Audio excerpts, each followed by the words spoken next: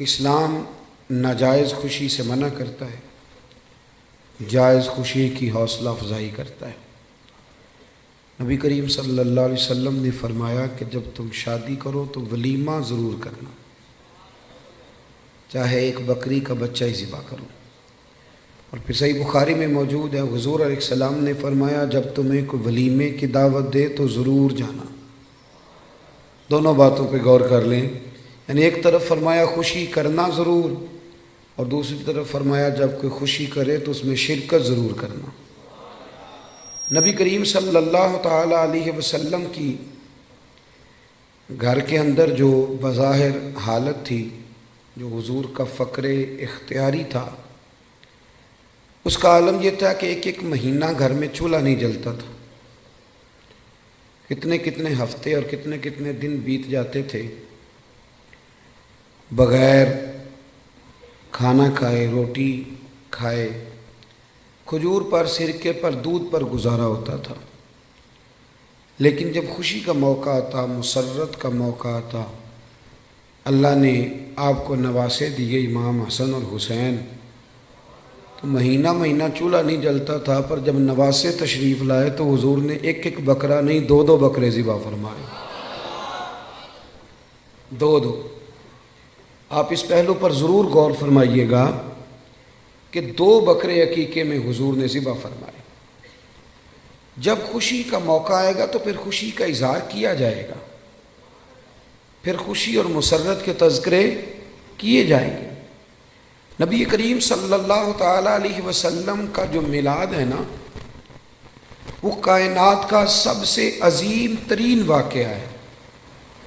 ہم جو کہ میلاد کا تذکرہ روز کرتے رہتے ہیں، روز سنتے رہتے ہیں، میری بات پہ توجہ ہے آپ حضرات کی؟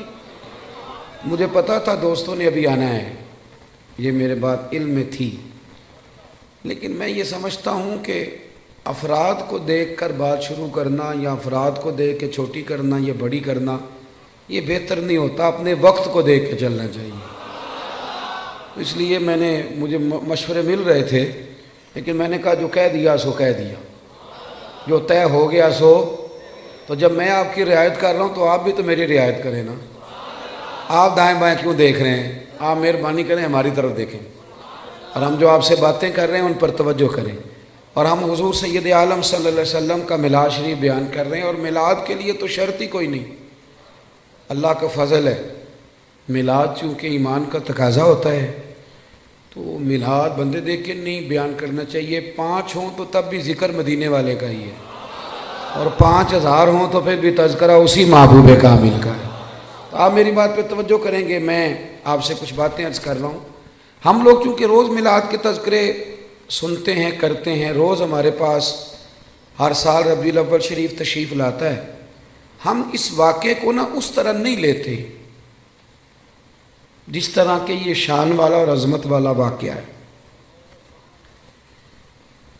جو لوگ مکہ شریف میں رہتے ہیں نا، بیت اللہ شریف ان کے پاس ہے، وہ زیادہ عمرے نہیں کرتے، وہ نہیں زیادہ طواف کرتے، ان کو پتہ ہے کہ یہ قریب ہی ہے ہمارے۔ جس کے پاس کوئی چیز آ جاتی ہے نا، وہ اس انداز میں قدر نہیں کرتا جو قدر جس کے پاس نہ آئی ہو وہ کرتا ہے۔ میلاد شریف کو اگر آپ نے غور سے دیکھنا ہو تو آپ حضرت آدم علیہ السلام کا وہ قول دیکھیں، جب آپ نے بیٹے حضرت شیش علیہ السلام سے کہا تھا بیٹے سارا کچھ بھول جانا، پر آخری نبی کریم علیہ السلام پر درود و سلام پڑھنا نہ بھولنا۔ آپ نے اگر میلاد کی، میری بات پہ توجہ کریں، میری طرف غور کریں، اگر بات کی قدر و منزلت دیکھنی ہے میلاد کی تو آپ حضرت ابراہیم کی وہ دعا دیکھیں۔ ایک آدمی جب مزدوری کر لیتا ہے تو پھر وہ کہتا ہے کہ مجھے ملنی بھی چاہیے، اور اسلام کا قانون ہے کہ مزدور کا پسینہ خشک ہونے سے پہلے اسے اس کی مزدوری دے دی جائے گی۔ لیکن حضرت ابراہیم نے اپنے صاحبزادے سمیت بیت اللہ شریف تعمیر کیا اور مزدوری کیا مانگی؟ ربنا وابعث فیہم رسولا، یا اللہ مجھے وہ شان والا رسول عطا کر دے۔ آپ اس شخص کی قدر کو ملاحظہ کرتے ہیں جو ہزاروں سال پہلے نبی پاک کے آنے کی دعائیں مانگ رہا ہے؟ آپ ذرا سوچیں کتنا لمبا انتظار ہے، کتنا لمبا انتظار ہے۔ اور کبھی اس طب اول کو دیکھیں جو محبوب کی ولادت سے کئی ہزار سال پہلے مدینے سے گزرا تھا، تو اسے کسی نے بتایا تھا کہ یہاں آخری محبوب آئیں گے، تو وہ عریضہ لکھ کے دے گیا تھا عریضہ کہ یہ رکھ لینا، اور اگر تمہاری زندگی میں نہ آئے تو پھر اپنی اگلی نسل کو دے دینا، وہ نہ آئے تو اگلی نسل میں دے دینا۔ وہ چلتے چلتے حضرت ابو ایوب انصاری تک پہنچا تھا۔ آپ اس آدمی کا انتظار تو ذرا دیکھیں، اس کا انتظار تو دیکھیں، اس نے میلاد کا کتنا عرصہ انتظار کیا ہوگا، اس کی آنکھوں میں کتنی روشنی ہوگی، کتنی کو تڑپ ہوگی، وہ کتنا ذوق رکھتا ہوگا۔ محبوب جب جناب ابو ایوب انصاری کے گھر آئے تو حضور نے مسکرا کے فرمایا ساری باتیں کر لی ہیں، وہ روکا تو مجھے دے دے، وہ روکا تو میرے حوالے کر دو، میرے نام لکھا گیا ہے۔ نبی کریم صلی اللہ علیہ وسلم نے ہر اس شخص کو، حضرت سلمان فارسی کہتے ہیں میں نے صدیوں کا سفر طے کیا، صدیوں کا۔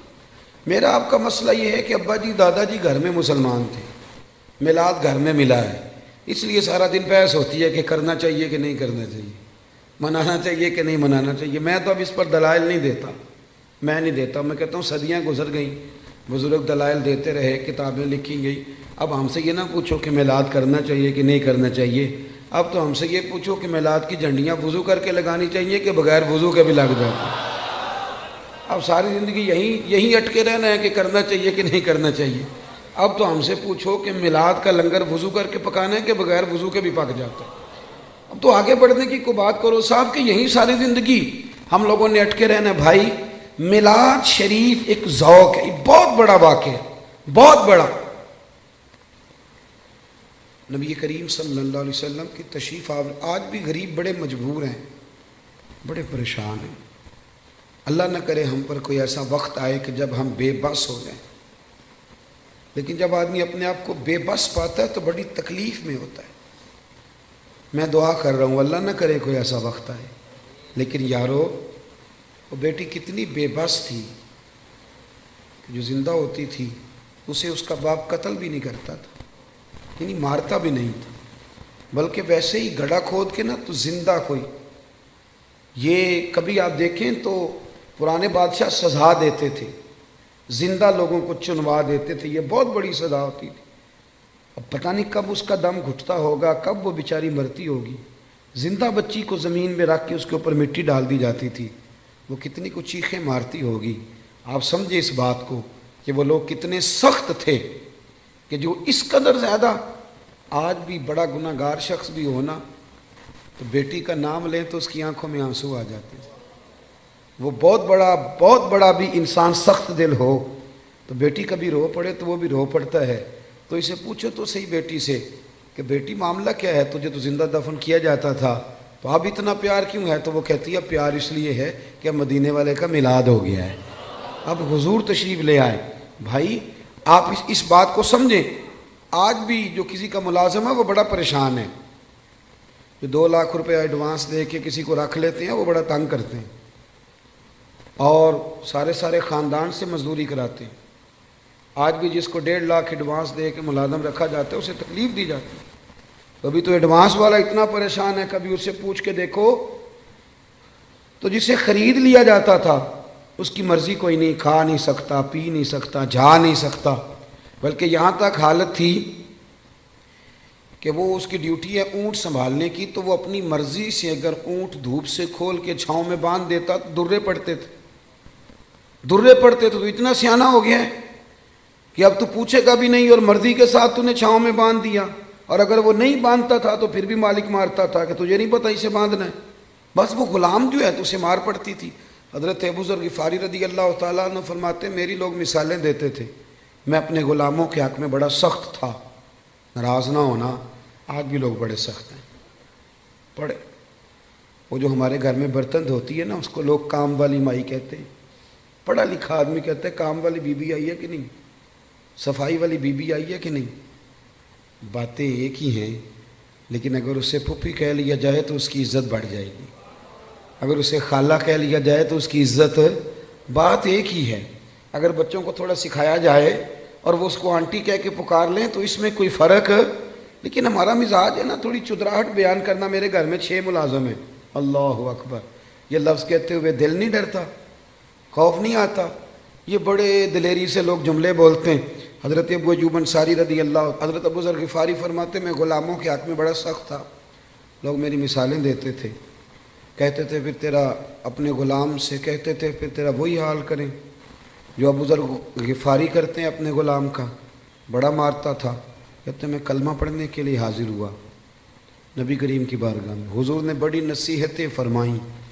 جب میں حضرت زید بن ارقم کے گھر سے باہر نکلنے لگا نا، دار ارقم میں تھے حضور، تو محبوب نے آواز دی، فرمایا ایک بات رہ گئی، یا رسول اللہ حکم کریں، تو فرمایا اپنے غلاموں کے ساتھ اچھا سلوک کرنا۔ آپ فرماتے ہیں گویا میری نبض پہ یاد رکھ دیا نبی پاک، میری نبض پہ۔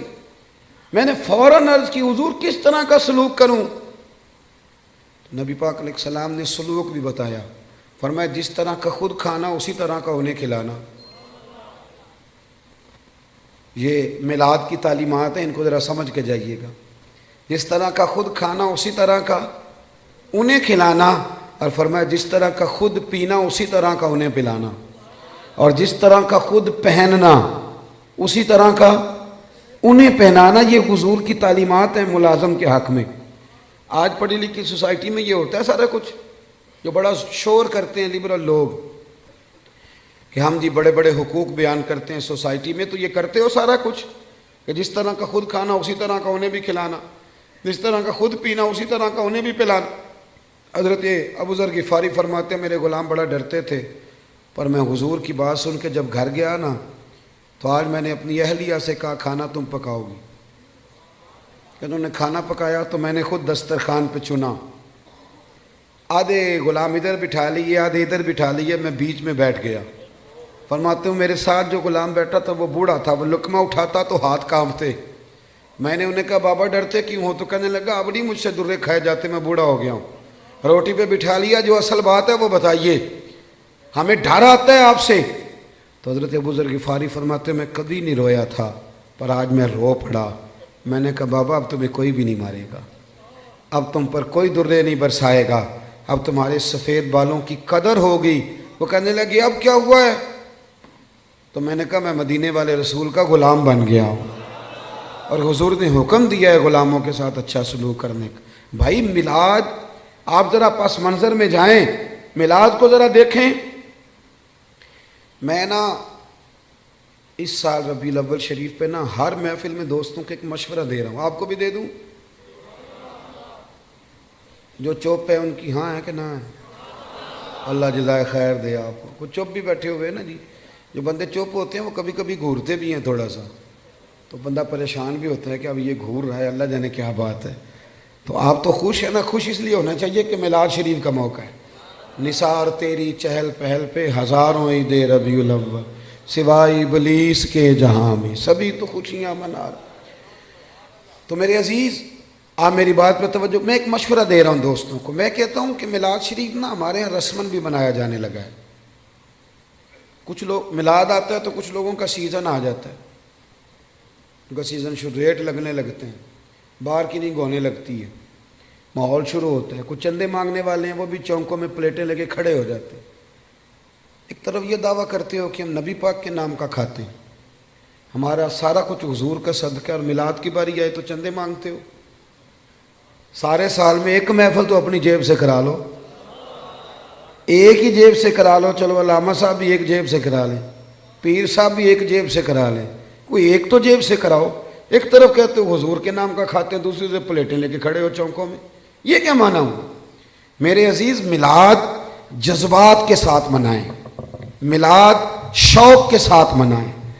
بہت بڑا چودھری، نواب، سیٹھ، بہت بڑا جو ہے وہ انڈسٹری کا مالک 12 ربیع الاول شریف کو نا صبح صبح جھاڑو لے لے اور اپنے محلے کی مسجد میں جا کے جھاڑو دینا شروع کر دے۔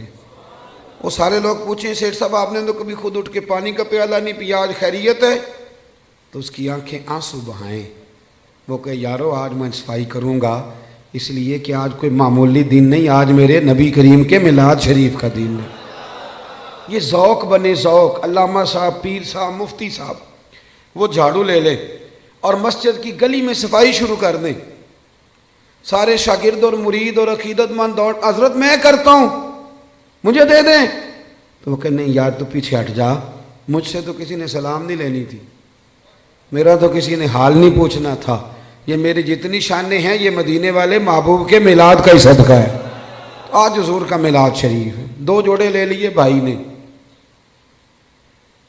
ایک مٹھائی کا ڈبہ لے لیا اور 10 ربیع الاول کو اپنی بہن کے گھر چلا گیا، جا کے نا اسے مٹھائی کھلائی، 2 جوڑے کپڑوں کے دیے، تو ہمشیرہ بول پڑی، کہنے لگی بھائی تیرے پاس تو ٹائم ہی نہیں ہوتا، تو کیسے آ گیا ہے؟ تو کیسے آ گیا؟ تو بھائی کی آنکھیں چمک پڑی، وہ کہنے لگا بہن 2 دن بعد نا میرے نبی پاک کا میلاد شریف ہے، تو میں عید میلاد والی عید ہی دینے آیا ہوں۔ تو بہن رو پڑی، نے سارے محلے کو بتایا میرا بھائی اپنے نبی سے بڑا ہی پیار کرتا ہے، بڑا ہی۔ میلاد میں نا جذبات نہیں شامل ہوتے، اب بات رسمن رہ جاتی۔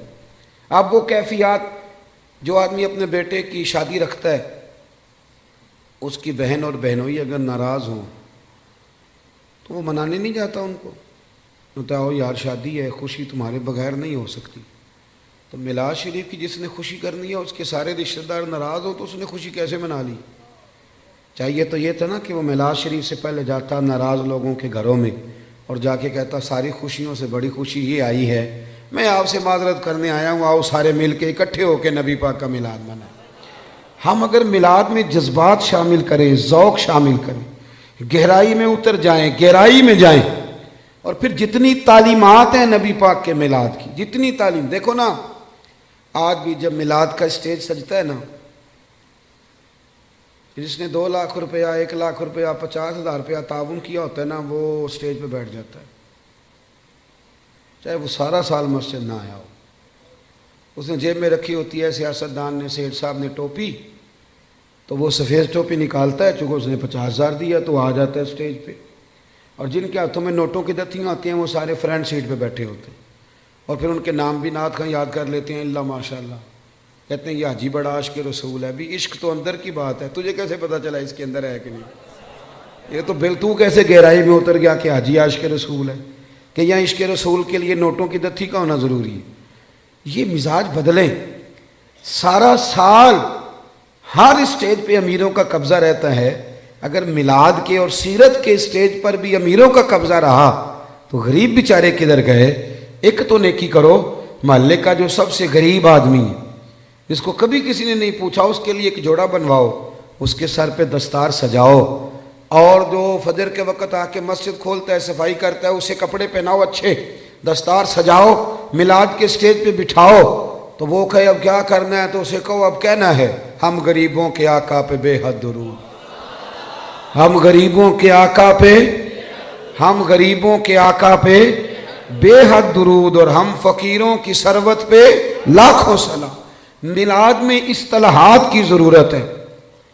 مجھے نہیں اچھا لگتا لنگر ہو میلاد شریف کا اور وہ چھتوں سے بانٹا جائے، ایک طرف لنگر اور وہ بھی لنگر شریف، اور پھینکا جا رہا ہے چھتوں سے۔ میلاد شریف کے لیے میں اپنے ہاں یہ اہتمام کرتا ہوں، میں کہتا ہوں تازی روٹی، آپ باورچی سے کہیں وہ روٹیاں پکائے، صبح فجر کے بعد کھانا شروع ہو جاتا ہے، میں اپنے سنگیوں سے کہتا ہوں بھی سارا دن روٹی کھانی ہے آج، سارا دن۔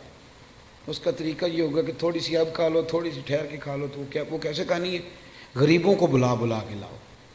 آپ کو پتہ ہے نا ہر محفل میں غریبوں کے دسترخوان الگ ہوتے ہیں، امیروں کے دسترخوان۔ پیر صاحب کو چونکہ گلے کی تکلیف ہوتی ہے تو ان کے لیے اللہ ماشاءاللہ دیسی گھی کی یخنی الگ تیار ہوتی ہے، کالی مرچ والی، انہوں نے الگ کھانی ہوتی، وہ سارا بندوبست الگ سے تیار ہوتا ہے، اور غریب آدمی کو پھینکے جاتے ہیں یوں کر۔ یہ اعزاز نہیں۔ میری بات کی سمجھ آ رہی ہے؟ آپ مجھے بتائیں کہ آپ بیٹے کی شادی کریں تو شاپر پھینکیں گے، ڈبے پھینکیں گے، آپ چھتوں سے پھینکیں گے؟ آپ لوگ کہیں گے یہ کیا طریقہ ہے؟ آپ بٹھائیں لوگوں کو اور ان کے ساتھ خود بیٹھیں، سیٹھ صاحب، چودھری صاحب، علامہ صاحب، مفتی صاحب، پیر صاحب، ویسے ہی غریب کے ساتھ بیٹھ جائیں گے نا تو روٹی آنے سے پہلے ہی آدھا پیٹ بھر جائے گا اس کا، وہ سمجھے گا مجھے عزت مل رہی ہے، مجھے وقار مل رہا ہے۔ میلاد کے موقع پر غریب کو بٹھال کے، اللہ کرے کہ ہم یہ خوشی منائیں کہ آج روٹی میں اپنے ہاتھوں سے کھلاؤں گا، آپ کھانے ڈال ڈال کھلائیں، ان کو کھلائیں، ان کی خدمت کریں، اظہار مسرت کریں، شوق پیدا کریں۔ سیاستہ میں روایت ہے، حضرت عتبان بن مالک رضی اللہ تعالیٰ عنہ نابینا صحابی تھے، میرے نبی کریم علیہ السلام کی خدمت عالی مرتبت میں حاضر ہوئے، عرض کی یا رسول اللہ صلی اللہ علیہ وسلم میرا دل کرتا ہے میرے گھر تشریف لائیں۔ صاحب نسیم الریاض نے ایک باب باندھا ہے شرح شفا شریف میں، وہ فرماتے ہیں کہ جب تک نبی کریم علیہ السلام کا شوق نہیں نہ پیدا ہوتا ساری عبادتیں پھیکی رہ جاتی۔ کیا چیز جی؟ شوق۔ نبی کریم علیہ السلام فرماتے ہیں، رب فرماتا ہے جو مجھ سے ملنے کا شوق رکھتا ہے نا، اللہ فرماتا ہے میں بھی اس سے ملنا چاہتا ہوں، اور جس کے دل میں کبھی خواہش نہ پیدا ہوئی کہ میں اپنے رب سے ملوں، رب بھی اس کی ملاقات کو پسند نہیں۔ یہ شوق یعنی حضور علیہ السلام کا شوق، محبوب کے لیے اہتمام، بندوبست، یہ ضروری ہے۔ حضرت عتبان بن مالک عرض کرنے لگے یا رسول اللہ کبھی میرے گھر آئیں، تو نبی رحمت سید عالم صلی اللہ علیہ وسلم نے فرمایا کل ظہر کے بعد آؤں گا۔ کتنے لوگ آئیں؟ عرض کی حضور ظہر کے نمازی سارے ہی آ گئے۔ حضرت ابو ہریرہ رضی اللہ تعالیٰ عنہ فرماتے ہیں ظہر کے نمازی سارے پہنچ گئے۔ آپ نے مجھ سے ناراض نہیں ہونا چونکہ آج آپ نے سننے کے بلایا ہے، تو جو میں سنا سکتا ہوں وہی سنانا ہے نا، میں نے جو مجھے آتا ہے وہی سنانا ہے نا آپ حضرات کو۔ میرا یہ دعویٰ ہے کہ نعرے سارے لوگ ہی لگاتے ہیں لیکن اپنے اپنے وقت پہ نعرے۔ حضرت ابو ہریرہ فرماتے ہیں کہ جب ہم ان کے گھر گئے تو وہ نعرے لگانے لگے، اور نعرے وہ پتہ کیا لگاتے تھے؟ کہتے تھے لوگوں ذرا جھانک کے تو دیکھو، دنیا میں جو سب سے زیادہ عزت والے ہیں وہ میرے مہمان بنے ہوئے ہیں۔ مجھے ایک سیٹ صاحب کہنے لگے رات محفل میلاد تھی، نعت خانوں نے اور واعظین نے سونے نہیں دیا، تو آپ یہ نہ کریں غریبوں کو دے دیں۔ میں نے کہا سیٹ صاحب آپ گئے تھے محفل میں؟ کہنے لگے نہیں۔ تو میں نے کہا پہلے بھی تو وہاں غریب ہی کھانے جاتے ہیں، امیر کون سا ہوتا ہے ادھر؟ امیر تو جاتا ہے جب ایم پی اے جلسہ کرے تب، وہ تو جب ایم این اے کا جلسہ ہوتا ہے تب جاتا ہے، تو وہاں تو پہلے بھی غریب ہی جاتے ہیں۔ تو اور نہ کسی غریب کو اگر کوئی رہ گیا تو وہ ہمیں دے دو، ہم اسے بھی کھلا دیتے ہیں، ورنہ میلاد کی محفلوں میں، اور میں صحیح کہہ رہا ہوں کہ نہیں؟ اور اس کی دلیل ہے ہمارے پاس، نبی پاک علیہ السلام نے فرمایا میرا دین غریبوں میں آیا غریبوں میں رہے گا، اور جب میں قیامت میں جنت میں جاؤں گا تو میرے آگے پیچھے دائیں بائیں غریب لوگ ہی ہوں گے۔ تو یہ تو طے شدہ بات ہے، تو آپ مزید کس غریب کی بات کر رہے ہیں وہ بتا دیں، آپ اس کو بھی شامل کر لیتے ہیں۔ دوست، نعرے تو کوئی نہ کوئی اپنے اپنے وقت پہ لگاتا ہی ہے۔ یارو صبح الیکشن شروع ہو جائے تو جو آدمی بڑا سنجیدہ ہے نا، بڑا سیانہ ہے، وہ اپنی گاڑی پہ جھنڈا بھی لگائے گا، اس پہ پوسٹر بھی لگائے گا، اپنی جیب سے فلیکشیں بھی بنوائے گا، فوٹو بھی لگائے گا، اپنے دروازے کے سامنے دفتر بھی کھولے گا، اور وہاں وہ کھانے کے بندوبست بھی کرے گا، اور جب ریلی نکالنی ہوگی تو ریلی بھی نکالے گا، نعرے لگانے ہوں گے تو نعرے بھی لگائے گا۔ وہ الگ بات ہے کہ الیکشن کے 6 ماہ کے بعد کہے گا اوہ بھول گیا ہو، غلط بندے کو ووٹ دے بیٹھا ہوں۔ لیکن نعرے سیٹھ صاحب بھی لگاتے ہیں، نعرے وکلاء بھی نہیں لگاتے؟ ہاں نہ تو کریں نا، نہیں لگاتے تو میں بتاتا ہوں لگاتے ہیں، سارے اپنے اپنے پروگراموں پہ نعرے لگاتے ہیں، لیکن 6 ماہ کے بعد کہتے ہیں غلطی ہو گئی، غلط آدمی کے نعرے لگا بیٹھے، اور یارو چھوڑو، کب تک جھوٹوں کے نعرے لگاؤ گے؟ ہمارے ساتھ مل جاؤ، پہلے دن سے سچے نبی کے نعرے لگا رہے ہیں، ایک دن بھی سجدہ صاف نہیں کرنا پڑا، ایک دن بھی سجدہ صاف نہیں، پہلے دن سے لگا رہے ہیں، اور اعلیٰ حضرت فرماتے ہیں حشر تک ڈالیں گے پیدائش مولا کی دھوم، مثل فارس نجد کے کلے گراتے جائیں۔ او بھائی ادھر آ جائیں، سچے محبوب۔ حضرت ابو ہریرہ فرماتے ہیں انہوں نے نا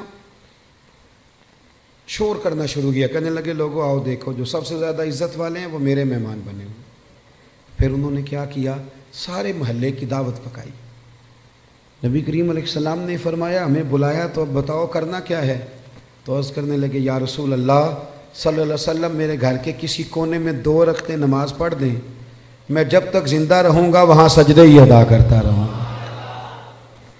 صحابہ کرام کا جو وابستگی ہے نا ذات رسالت کے ساتھ، ہمارے ہاں ایک تو وہ طبقہ ہے جو بیچارہ ابھی تک ابحاث میں الجھا ہوا ہے، اور ایک ہم لوگ ہیں جو منانے والے۔ ہمارا وہ ذوق، وہ خوبصورتی، وہ حسن، وہ وارفتگی یارو دیکھو نا، ایک میں ہوں جو کہہ رہا ہوں میلاد کرنا چاہیے، اور ایک وہ شخص ہے جو ریڑھی لگاتا ہے، مزدوری کرتا ہے بیچارہ، اور روزانہ 100 روپیہ بچاتا ہے، پھر وہ بچا کے پیسے جمع کرتا ہے، پھر وہ سال کے بعد کسی نعت خواں کو، قاری کو، کسی خطیب کو دعوت دیتا ہے، پھر وہ دریاں بچھاتا ہے، پھر حسب توفیق وہ روٹی پکاتا ہے، پھر وہ لوگوں کو پیغام دیتا ہے، نہ اس کی فوٹو آتی ہے، نہ وہ اسٹیج پہ بیٹھتا ہے، نہ اس کا اشتہار پہ نام آتا ہے، لیکن ایک بات تو پکی ہے نا کہ اس نے غربتوں میں رہ کے جب ذکر رسول کی بزم سجائی ہے تو یہ تو دعویٰ ہے نا کہ اس کی روح کا رشتہ ہے مدینے والے رسول کے ساتھ، اس کی روح کا رشتہ ہے۔ ہمیں اپنی نسلوں کو، بچوں کو بتانا چاہیے، اور پھر پوری دنیا میں جب آپ میلاد مناتے ہیں تو پیغام امن جاتا ہے۔ پوری دنیا میں ایک دفعہ میلاد کی جلسے کو معمولی نہ سمجھے، میری طرف دیکھیں، جب آپ میلاد مناتے ہیں تو میری طرح کا بالکل چھوٹا آدمی بھی ہو تو یہ تو وہ بتاتا ہے نا کہ حضور کے آنے سے پہلے بیٹیاں ذبح ہوتی تھیں، یہ تو وہ بتاتا ہے نا غلام بکتے تھے، یہ تو بتاتا ہے نا کہ ماں باپ کی کوئی قدر ہے۔ یہ ہر جگہ ہوتا ہے کہ نہیں ہوتا؟ ہر میلاد میں، بلکہ کئی لوگ شکوہ بھی کرتے ہیں، لو جی ہر سال وہی بات چھیڑ دیتے ہیں، تو میں کہتا ہوں یہی تو بات ضروری ہے چھیڑنی۔ ہر آدمی یہ ہر سال یہ بات بتلاتا ہے نا کہ غلام بکتے تھے، ہر سال ہر آدمی یہ بات کرتا ہے کہ ماں باپ منڈیوں میں بیچے جاتے تھے۔ تو جب آپ ربیع الاول شریف میں میلاد مناتے ہیں نا تو نبی پاک کی تعلیمات نئے سرے سے پوری دنیا کے اندر پھیلتی، نئے سرے سے۔ اور میں نے دیکھا ہے، میں نے ملک سے باہر بھی دیکھا ہے کہ صرف ایک زبان میں نہیں، ہر زبان میں میلاد کے جب تذکرے چھڑتے ہیں، ہر زبان میں، تو پوری دنیا میں یہ پیغام جاتا ہے کہ یہ 12 ربیع الاول کے جو ایام ہے یہ پیغام امن کے ایام، یہ پیغام محبت کے ایام۔ یہاں عورتوں کے حقوق کی بات ہوگی، یہاں جانوروں کے حقوق کی بات ہوگی، یہاں ماں باپ کے حقوق کا ذکر ہوگا، یہاں پڑوسی کے حقوق کا ذکر ہوگا، یہاں بیٹی کی بابت بتایا جائے گا۔ ایک بات اور آپ سے کرنی ہے، اس پر بھی آپ نے خاص توجہ کرنی ہے۔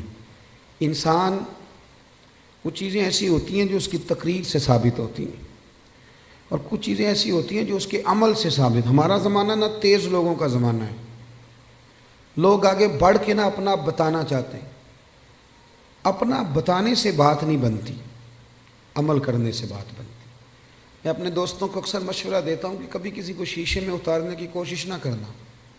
اگر تم نے کسی کو شیشے میں اتارا تو دنیا بڑی تیز ہے، وہ تمہیں شیشے میں اتار لے گا، مت کوئی ایسا کام نہ کرنا۔ اخلاص حسن ہے زندگی کا، اخلاص والے لوگ اداکار نہیں ہوتے، وہ جو ہوتے ہیں وہ اصل ہی ہوتے ہیں، وہ جو ہوتے ہیں وہ اصل ہوتے ہیں، ان میں کوئی اداکاری نہیں ہوتی۔ میلاد شریف کا عنوان اور میرے نبی کریم صلی اللہ تعالی وسلم کی تشریف آوری، اس نے دنیا سے ہر ملمہ سازی کو دور کر دیا اور احساس، اخلاص، ان چیزوں کو بیدار کر دیا۔ حضور کے آنے سے پہلے رشتے سارے ہی تھے، ماں بھی ہوتی تھی، باپ بھی ہوتا تھا، بہنیں بھائی سب رشتے ہوتے تھے، رشتے تھے، ان میں احساس نہیں تھا۔ اگر میلاد منانے والے میں احساس ہی نہ ہو اور وہ دعویٰ اونچا کرے، احساس ہی نہ ہو سرے سے، وہ بالکل دنیا داری کرے، میلاد تو احساس کا نام ہے نا، حضور نے احساس دیا، احساس۔ ہمارے یہاں کچھ رشتے ایسے ہوتے ہیں جن کا تذکرہ لوگ کرتے نہیں، شرماتے ہیں، جیسے میاں بیوی کا رشتہ ہے، اس انداز میں ماں باپ کے حقوق بیان کیے جاتے ہیں، اولاد کے کیے جاتے ہیں، اس رشتے میں بہت سارے لوگ بات کرتے ہوئے جھجکتے ہیں، حالانکہ یہ وہ رشتہ ہے جسے اللہ نے اپنی نشانیوں میں سے نشانی قرار دیا۔ نبی کریم علیہ السلام نے اس رشتے کا اتنا احساس بیان کیا۔ حضرت عائشہ صدیقہ رضی اللہ تعالیٰ عنہ فرماتی ہیں حضور گھر میں نا اکثر اپنی پہلی زوجہ سیدہ خدیجہ الکبریٰ رضی اللہ تعالیٰ عنہ کا ذکر چھیڑ دیتے تھے، اکثر۔ مجھے رشک آتا تھا، میں ناز کرتی تھی، کیا بات ہے، خدیجہ کی کیسے مقدر ہے کہ ان کے وصال کو زمانہ بیت گیا اور حضور ذکر کرتے ہیں۔ کہتی ہیں میرا دل تھا کبھی حضور سے پوچھوں گی۔ ایک دن نا نبی کریم علیہ السلام گوشت لائے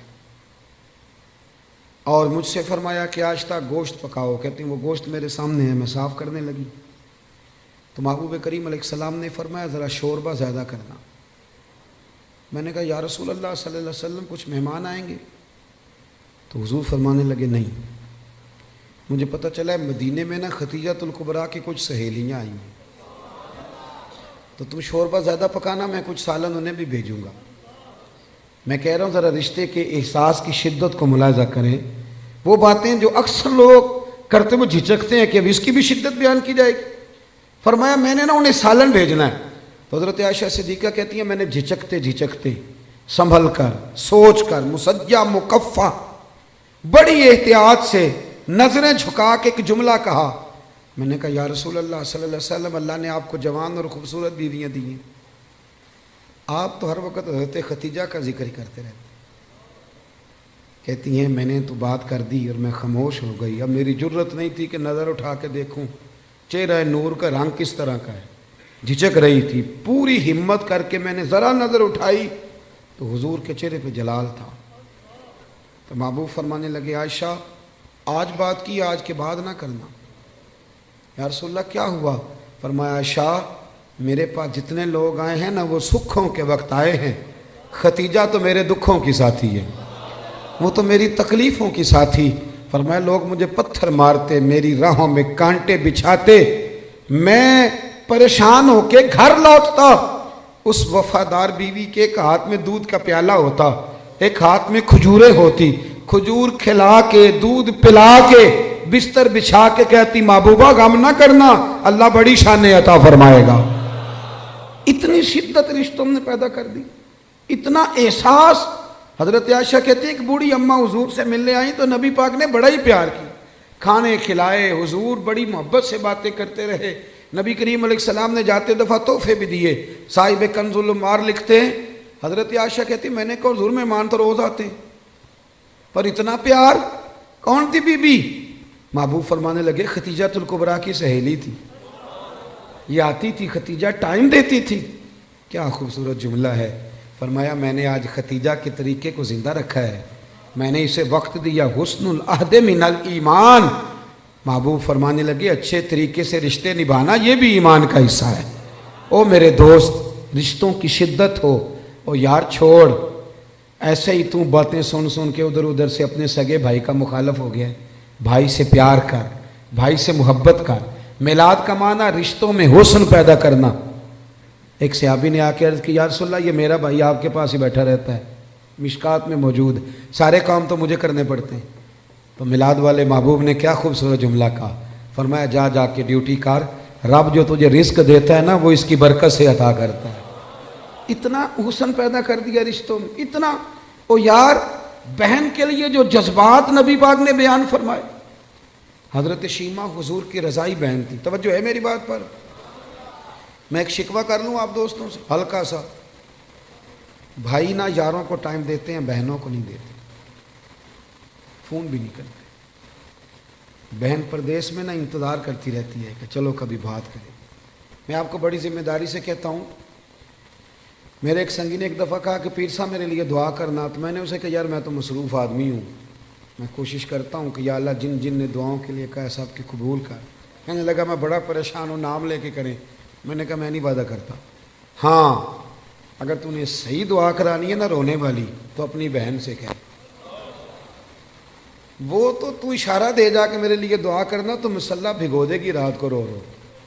ہاں بیٹی سے کہہ، اور اگر بہت جلدی قبول کرانی ہے تو پھر اپنی اماں کے کان میں کہہ، پھر دیکھ تیرے لیے کس طرح دروازہ کھلتا ہے۔ اور میرے نبی کریم نے وعدہ بھی فرمایا ہے، حضور فرماتے ہیں جب ماں باپ اولاد کے لیے ہاتھ اٹھاتے ہیں تو رب خالی لوٹاتا ہی نہیں۔ حضور نے نا یہ احساس دیکھیں نا، آج لبرل لوگ کھڑے ہوتے ہیں تو وہ کہتے ہیں جی اسلام نے جی بہنوں کا حصہ آدھا رکھا ہے اور بھائی کا ڈبل رکھا ہے۔ میں کہتا ہوں تم نے دین سیکھا ہی نہیں، ہمارے پاس آؤ ہم تمہیں بتائیں۔ بیٹی کا حصہ زیادہ ہے بیٹے سے، کہتے ہیں یہ تو ڈبل ہے۔ اور میں نے کہا خدا کے بندے عورت کا حصہ سنگل ہے، پر یہ بتاؤ اس کے ذمہ کوئی حق ہے؟ بچوں کا نان نفقہ ماں کی ذمہ داری کے باپ کی، بیوی کا نان و نفقہ اس نے دینا ہے، بچوں کی پرورش خاوند نے کرنی ہے، ماں باپ کی ذمہ داری کس نے اٹھانی ہے؟ عورت کا حصہ سنگل ہے، ذمہ داری کوئی بھی نہیں، وہ سارا اس کے پاس بجٹ ہی بجٹ ہے، وہ لگا دے تو اس کی مہربانی، خرچ کرے تو اچھا، ورنہ اس کے ذمہ کوئی حق نہیں ہے سوائے اس کے کہ زکوٰۃ فرض ہو جائے یا حج فرض ہو جائے یا قربانی واجب ہو جائے، اس کے ذمے کوئی حقوق، مرد کا حصہ ڈبل ہے، پر ذرا اس کی ذمہ داریاں تو دیکھ۔ وہ میری طرف دیکھ کے خوش ہونے لگا، کہنے لگا صاحب آج تو آپ نے رخ ہی بدل دیا بات کا۔ اور میں نے کہا آپ دور بیٹھ کے باتیں سنتے ہیں نا، آپ کبھی قریب آئیں، جتنا جتنا میرے محبوب کا دین پڑھتے جاؤ گے نا، میرے محبوب کے غلام بنتے جاؤ گے، گدائی کرتے جاؤ گے رسول کریم۔ حضرت شیمہ حضور کی رضائی بہن تھی، حضرت حلیمہ سعدیہ کی بیٹی۔ ان کے قبیلے پر مسلمانوں نے باقاعدہ حملہ کیا، گرفتار ہوئے لوگ، اور بڑی سخت جنگ لڑی مسلمانوں۔ یہ جب آئی نا مدینے تو حضرت ابو ہریرہ کہتے ہیں آگے کہنے لگی میری نا اپنے نبی کریم علیہ السلام سے ملاقات کراؤ۔ تو میں نے بی بی کا دوپٹہ دیکھا تو پرانا تھا، میں نے حالت دیکھی تو اس کی پرانی تھی، سادے کپڑے۔ کہنے لگی کراؤ نا میری ملاقات۔ اللہ اکبر، 2-3 دفعہ کہا تو میں نے کہا تم کون ہو؟ کہنے لگی جا کے نا تو محبوب کی بارگاہ میں عرض کرو کہ یا رسول اللہ شیمہ آئی ہے، کان میں کہو۔ حضرت ابو ہریرہ کہتے ہیں کہ میں اس کی باتیں سن رہا تھا، مجھے یقین نہیں تھا، میں نے کہا یہ بی بی کس طرح بول رہی ہے؟ یہ اعتماد اگر ہوتا ہے تو صرف بہن کو ہی ہوتا ہے، یہ رنگ اسی کا ہوتا ہے۔ کہتے ہیں میں گیا اور میں نے جا کے حضور کے کان میں کہا یا رسول اللہ ایک بی بی ہے سادے سے کپڑے، جو لوگ گرفتار ہو کے ان میں آئی، کہتی میرا نام شیمہ ہے۔ حضرت ابو ہریرہ کہتے ہیں محبوب نے تو دونوں مقدس آنکھیں کھول کے میری طرف دیکھا، فرمایا شیمہ؟ یا رسول اللہ، کہتے ہیں حضور اتنی تیزی سے اٹھے کہ چادر مبارک منبر پہ رہ گئے۔ محبوب گھر لے گئے، کہا عائشہ کو بھی بلاؤ، فاطمہ کو بھی بلاؤ، سودا اور حفصہ کو بھی بلاؤ، میری ہمشیرہ آئی ہے۔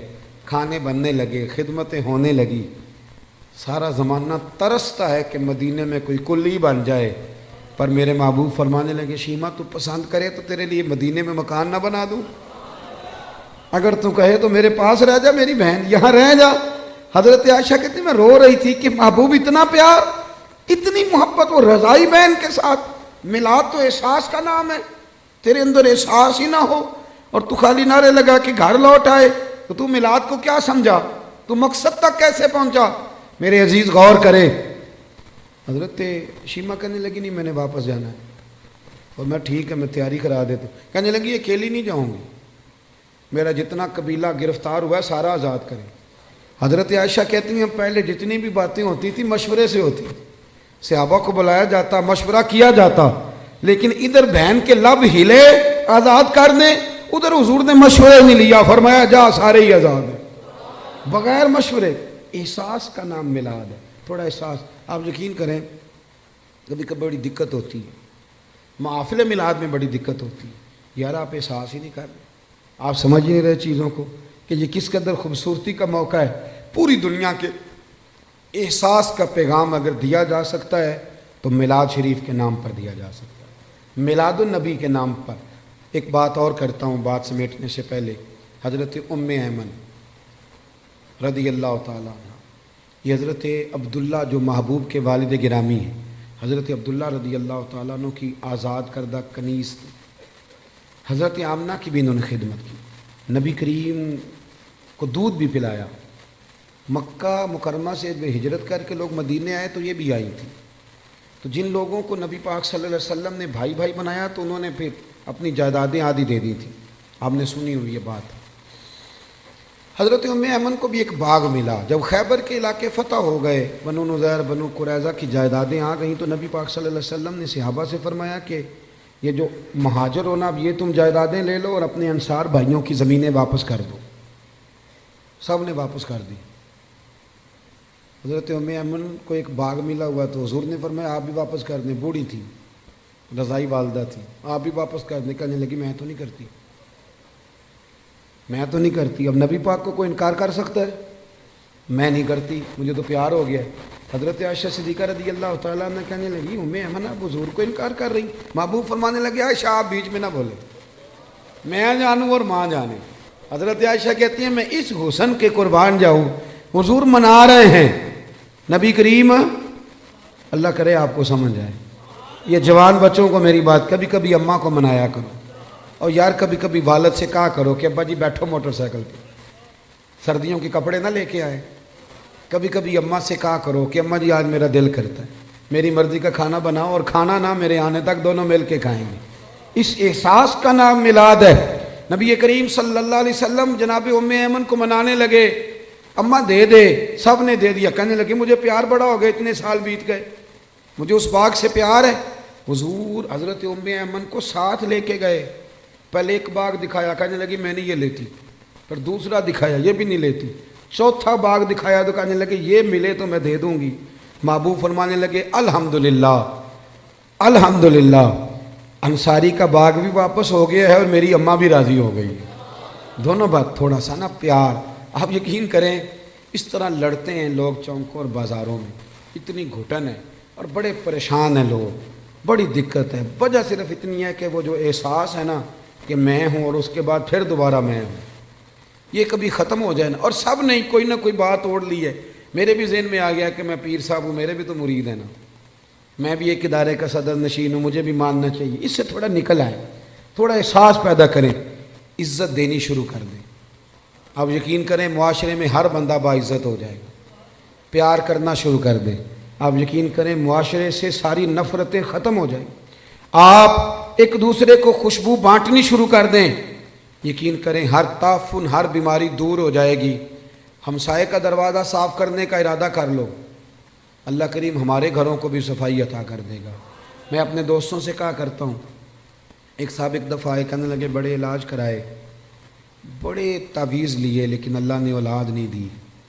تو میں نے کہا یار اگر نہیں نہ دی تو پھر اللہ کی حکمت ہے، بھائی کے بچے ہیں، بہن کے ہیں، کہنے لگے ہیں۔ تو میں نے کہا ان کو اپنے بچے سمجھ لو، وہ تو اپنے ہی بچے ہیں نا۔ احساس کی بات ہے نا، آپ احساس کر لیں۔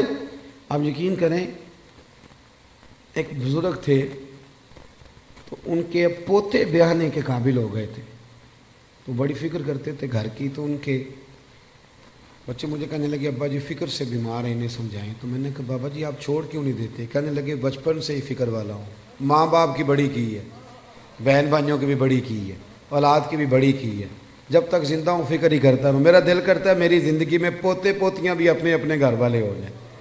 تو اگر تو احساس ہو گیا تو پھر تو بڑی بات ہے، نہ ہوا تو نہ ہوا۔ اپنی زندگی میں شعور لائیں۔ اگر ہم تھوڑا تھوڑا کر کے میلاد کو اس کے حسن کے ساتھ سجانے لگے، پیار کرنے لگے، اور کم از کم یہ سارے دن ہی ہمارے درود و سلام میں گزر جائیں، یہ سارے دن۔ اور اگر 12 ربیع الاول شریف کو بھی کسی نے 5 نمازیں نہ پڑھی تو پھر شکوہ کرنے والا شکوہ تو کرے گا نا، اور صحیح کرے گا کہ وہ نماز جس کے بارے میں نبی پاک نے فرمایا نماز پڑھو گے تو میری آنکھیں ٹھنڈی ہو جائیں گی۔ تو میں نماز پڑھ کے بھی تو انسان نبی کریم کو راضی کرتا ہے نا۔ بہت ساری چیزوں کو آپ حدود میں لائیں۔ آپ کے شہر کا مجھے نہیں پتہ، میں نے اپنے شہر میں دوستوں سے ہاتھ باندھ کی گزارش کی ہے، ہاتھ باندھ، باقاعدہ ہاتھ باندھ کے میں نے کہا تھا مہربانی کرو عورتوں کو ماڈل دیکھنے نہ لانا، ہم پہ رحم کھاؤ۔ یہ کون سا میلاد ہے کہ آپ بیویوں کو موٹر سائیکل پہ بٹھائیں اور بے پردگی کرے راتوں کو؟ یہ کون سا میلاد شریف؟ مہربانی کرنا۔ اور کسی جگہ میلاد میں کوئی غیر شرعی حرکت ہوتی ہے تو یاد رکھنا وہ میلاد سے حضور راضی نہیں ہوں گے، بلکہ نبی کریم علیہ السلام گریبان تھامیں گے اور سوال کریں گے کہ میرے نام پر یہ دھما چوکڑی، اتنا بڑا ظلم، مہربانی فرمائیں۔ بالکل دائرہ شریعت کے اندر، بالکل۔ اور میلاد میں وہی کام کریں جو ہمارے بزرگوں نے ہمیں دیے ہیں۔ سب سے پہلے تلاوت ہوتی ہے، اس کے بعد نعت شریف کے بعد بیان، اور بیان کے بعد سلام، اور سلام کے بعد، اور آپ کسی کے سامنے یہ والا میلاد پیش کریں گے تو میں ذمہ داری سے کہہ رہا ہوں کہ اس میں سے کوئی چیز ایسی نہیں جس پہ کوئی ناجائز کہہ سکے۔ نہ قرآن پڑھنا ناجائز ہے، نہ نعت پڑھنا، نہ تقریر کرنا ناجائز ہے، نہ محبوب پہ درود و سلام بھیجنا، کوئی ایسی چیز نہیں۔ لیکن بہت اندر رہ کے، اور وہ جو لوگ سیاستدانوں کے نعرے لگاتے ہیں اور سیٹھوں کے جلسوں میں جاتے ہیں، ان سے بھی میری گزارش ہے کہ اگر وہاں کے لیے وقت نکل سکتا ہے تو پھر مہربانی کرنا میلاد کے جلوس میں بھی سب سے اول صفوں میں نظر آنا، اول صفوں میں نظر آنا، اور میلاد کی محفلوں میں بھی ذرا آگے آگے دکھائی دینا۔ دعا کرتا ہوں جو میں کہہ سکا اللہ قبول فرما لے، جہاں بھول گئے اللہ ہم سے درگزر فرمائے۔ اللہم صلی علی سیدنا و مولانا محمد معدن الجود والکرم وعلیہ وبارک وسلم۔ اللہ ہمارا حاضر ہونا قبول فرما، دین کے کاموں میں اخلاص عطا فرما، ریاکاری، بناوٹ، تصنع، ذاتی شہرت، ذاتی مفادات سے محفوظ فرما، ہمارے گناہ معاف فرما، ہماری غلطیوں سے درگزر فرما۔ اللہ نفع والا علم عطا فرما، اخلاص والا عمل نصیب فرما۔ محبوب کے میلاد کا صدقہ امت مسلمہ کے حق میں رحمت والے فیصلے فرما۔ 80 لاکھ کشمیری ظلم کی چکی میں پس رہے ہیں، مالک ان کی مدد فرماؤ۔ سالوں بیت گئے پر برما کے مجبور ابھی بھی خیموں میں رہتے، اللہ ان کی مدد فرما۔ فلسطین کا لوگ ذکر کرنا ہی چھوڑ گئے، اللہ ان بیٹیوں پہ رحم فرما۔ عراق پہ، افغانستان، لیبیا پہ روز بم برستے، اللہ محبوب کریم کی تشریف آوری کا صدقہ امت کے حال پہ رحم فرما۔ پاکستان کو استحکام عطا فرما، نبی کریم علیہ السلام کی شریعت کا یہاں نفاذ فرما، نظام مصطفیٰ علیہ السلام کی ٹھنڈا سویرا ہمیں عطا فرما۔ میرے جن دوستوں نے یہ خوبصورت بندوبست کیا ہے، اللہ ان کی دنیا بھی سنوار دے، آخرت بھی سنوار دے، اللہ ان کے حال پہ رحم فرما دے، ہر پریشانی اور آزمائش سے بچا۔ کتنی تعداد میں دور و نزدیک سے احباب تشریف لائے، اللہ تیرے لیے، تیرے محبوب کے لیے بیٹھے، ہمارا بیٹھنا مقبول فرما۔ بیماروں کو شفا دے دے، مقروضوں کو قرضوں سے رہا کر دے، جو تنگ دست ہیں انہیں وسعت رزق دے دے۔ اللہ یہاں جتنے لوگ بیٹھیں، جس کے دل میں جائز آرزو ہے اپنے فضل سے پوری فرما دے۔ رب اغفر وارحم وانت خیر الراحمین۔ اللہ بالخصوص دعا کرتے ہیں ٹرین کے حادثے میں جو لوگ زخمی ہیں انہیں شفا دے دے، اللہ جن کے پیارے بچھڑ گئے انہیں صبر اور حوصلہ دے دے، ہمیں زمینی اور آسمانی آفات و بلیات سے محفوظ فرما۔ رب اغفر وارحم وانت خیر الراحمین، وصلی اللہ تعالی علی حبیبہ سیدنا و مولانا محمد۔ السلام علیکم۔